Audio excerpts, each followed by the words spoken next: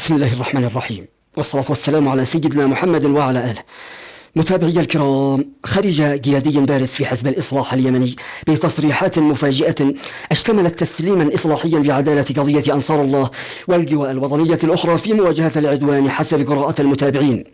عادل الحسني، وهو قيادي جنوبي بارز محسوبا على حزب الإصلاح، أدلى بتصريحات اشتملت رسالة التأكيد هذه كما قرأ المتابعون، بحيث قال في تغريدة له على موقع تويتر بأنه وخلال لقائه بالسفير الألماني سألته قال عن موقف الاتحاد الأوروبي فيما يتعلق بحرب اليمن، فأكد المسؤول الأوروبي بأن الحرب اليمنية هي في الحقيقة بين طرفين، السعودية والإمارات كطرف واليمن كطرف آخر. وأضاف الحسني في رسالته التي تضمنت تسليما بعدالة وصدق معركة أنصار الله في مواجهة التحالف، موضحا بمعنى أن المقاتلين في صفوف التحالف يراهم العالم كهوامش مرتزقة لأجل المال دون اعتبارات إضافية.